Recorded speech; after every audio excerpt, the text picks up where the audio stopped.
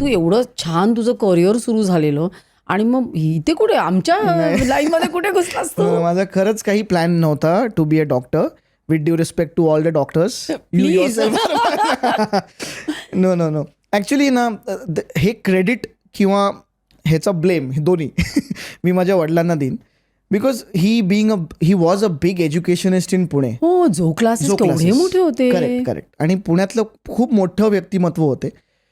तर त्यांचं नेहमी म्हणणं होतं, म्हणजे ते मी तुझ्या ह्या पॉडकास्टच्या मार्फत सगळ्या यंगस्टर्सना सांगू इच्छितो, ते मला नेहमी सांगायचे की तुझं पॅशन तू परस्यू कर, पण एज्युकेशन खूप क्रुशल आहे, एज्युकेशन पूर्ण कर. येस, मला 12वी नंतर न्यूयॉर्कला जायचं होतं फॉर लर्निंग फिल्म मेकिंग, पण त्यांनी मला एक दुसरा फॉर्म आणून दिला आणि म्हणले साईन कर, nothing doing, just sign it. I sign that and next day I was in Bharati Vidyapeeth. So ऐकलंस पण तू? ऐकलं. मला काही ऑप्शन नव्हता ना, म्हणजे मी कुठे गेलो असतो, कुठे राहिलो असतो मी, बिकॉज नाही म्हणजे आता हे बघ, आता तू रिबेलियस आहेस, हो. मग तेव्हा पण तू करू शकला असतास की नाही मला नाही करायचं डेंटिस्ट्री, पण बाबांवरच्या प्रेमामुळे किंवा रिस्पेक्टमुळे प्रेमामुळे आणि तेव्हा तेवढा कॉन्फिडन्स नव्हता, किंवा तेव्हा ऑफकोर्स मी माझ्या आईवडिलांनी खूप चांगले संस्कार दिलेत आणि आई वडील हे माझ्यासाठी देवासमानच आहेत. सो मी ऑफकोर्स आत्ताही आणि तेव्हाही, सो मी कधी त्यांचं टाळलं नाही बोलणं किंवा त्यांचं ऐकलं नाही असं नाही झालं. त्यांचं ऐकलं, मी डेंटिस्ट्री केली. जेव्हा पास झालो त्याच्या दुसऱ्या दिवशी मी फिल्म सेटवर होतो. कम्प्लीट ब्रेक घेतला की तेव्हा पण साईड बाय साईड चालू होतं? नाही, कम्प्लीट ब्रेक घेतला. बिकॉज अवघड आहे का, you know how medical is, आणि it is not easy. Even passing also is not easy.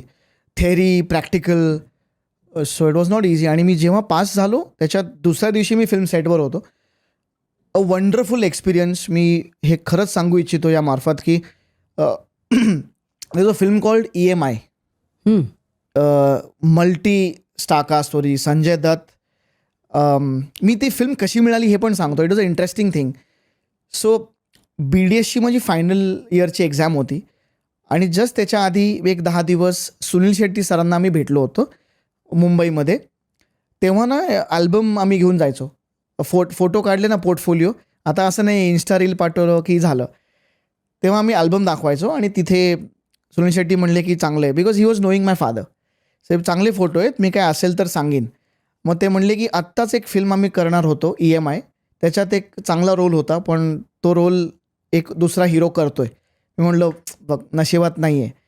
आणि 10 दिवसानंतर मी एक्झामसाठी प्रिपेअर करतो आहे आणि I see on my mobile. तेव्हा नुकतेच मोबाईल आले होते, नोकियाचे छोटे छोटे मोबाईल होते. सो तेव्हा त्याच्या फोनवर मला आलं की सुनील शेट्टी सर कॉलिंग. म्हणलं Y Sunil sir calling me. So I picked up his call आणि ते मला फक्त एवढंच म्हणले की बेटा तू ये फिल्म कर रहा है, तू मुंबई आ जा, एवढंच बोलले. आणि मी म्हणजे असं करू नये, पण मी एक्झाम बुडवली. तू पास नाही झालास? नाही झालो ना, पण मी 6 महिने मग ब्रेक हे घेतलं. बिकॉज फॉर मी बाबांना तेवढं कन्व्हिन्स केलं की बाबा ही सुनील शेट्टी सरांनी बोलवलं तर फिल्म मोठी असेल, प्लीज मला ही फिल्म करू द्या.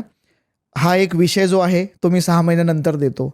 सो ते 6 महिने गेले, पण आय डिड द फिल्म. मुंबईत गेलो, त्यांच्या असिस्टंटला भेटलो आणि ते मला म्हणले की हां तू कर रहा है. म्हटलं सर कौन कौन आहे फिल्म में, असे क्युरिओसिटी होती. म्हणलं बाबा आहे. म्हटलं बाबा संजय दत्त. म्हणलं ओके. मलाइका है, उर्मिला है, अपने अर्जुन रामपाल है. म्हणलं व्हॉट, और तू आहे. तर सी दिस इज ऑल लक, म्हणजे नशिबात जे आहे ते होतं. आणि I got the film. The first day of the shoot I still remember. Everybody सगळे त्या आदरयुक्त भीतीमध्ये थांबलेत संजय दत्त सरांसाठी, आणि ते कधी वेळेवर येत नाहीत, ते कधीच वेळेवर येत नाहीत. सो मी आपलं बाबा आज्ञाधारक मुलासारखं, ॲक्टरसारखं मी 8 वाजता कॉल टाईम मी तिथे बसलो जाऊन. आणि हे सर मला वाटतं 2-2:30ला आले दुपारी. हां त्यांना कोण बोलणार ना मॅम, म्हणजे त्यांना बघूनच असं. सो त्याच्या आधी मला डिरेक्टरनी सांगितलं की पुष्कर देख सब डायलॉग्स और हे सब तू प्रिपेअर करके या. म्हणलं हो, डोंट वरी. म्हटलं तेवढं, म्हटलं आमच्या मराठी कलाकारांवर विश्वास ठेवा तुम्ही, आमच्याकडनं ॲक्टिंगचं काही आमच्याकडनं खाडे होणार नाहीत, ते तुम्ही टेन्शन घेऊ नका. आणि जेव्हा संजय दत्त आले सेटवर, it was like his personality, his persona is so daunting. Intimidate होतो कोणी पण, म्हणजे समोर आले ते जसे चालत येतात, इट इज स्कॅरी. बट मला असं वाटलं की ह्यांच्याबरोबर एक रिहर्सल करायला हवी, कारण की मला काहीच माहिती नव्हतं की त्यांचं टायमिंग गिव्ह अँड टेक, ते काय रिॲक्ट करतील. तर मी डिरेक्टरला म्हणलं, सर एक रिहर्सल आपण सरांना सांगू शकतो का? ते म्हणले, नाही नाही पागल आहे क्या, नाही असं नाही. मग म्हणलं सोड, आपण डिरेक्टरचं नको ऐकायला. मी डेअरिंग केली, मी डायरेक्ट सरांना जाऊन भेटलो, संजय सरांना. म्हटलं सर की आय एम न्यू, माझी पहिली फिल्म आहे, can you rehearse with me once. Seriously तू असं Yes. सरळ डायरेक्ट जाऊन बोललास? हो हो हो. आणि वय तुझं म्हणजे नो, आय वॉज 24. पण त्याच्या आधी एकही पिक्चर केलेला नव्हता? नाही म्हणजे हिंदी फिल्म नव्हती हा, केली. हिंदी. नव्हती, ॲज अ हिरो नव्हती केली. काय स्फुरलं तुला? आणि येस, बिकॉज सेटवर गडबड होण्यापेक्षा इथे ओरडा खाल्लेला बरा. मी गेलो आणि you know Manjiri, it was the most wonderful experience of my life. He treated me so well. त्यांनी मला इतकं छान ट्रीट केलं. त्यांच्यासोबत मान्यता मॅम होत्या. They both called me the vanity. त्यांनी लंच ब्रेकला मला बिर्याणी खायला घातली. आणि इट वॉज म्हणजे एका न्यू कमरसाठी अजून काय पाहिजे, you know, is a big star, he is making you feel comfortable.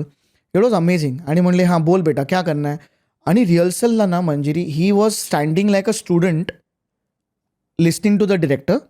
आमचे लाईन्स चालले होते. He was like a student. आणि I said this is a star. For me this is a star. Humility, humble, treating everybody equally, from his spot boy to the actor to the director, treating everybody same. That is a star for me. So amazing experience, and I love you Sanjay Dutt sir for that. You have been a memorable, you know, inspirational person in my life. So he clip शेवटपर्यंत बघितल्याबद्दल खूप खूप धन्यवाद. संपूर्ण episode बघण्यासाठी खाली दिलेल्या लिंकवर click करा आणि सर्व काही चॅनलला सबस्क्राईब करायला विसरू नका.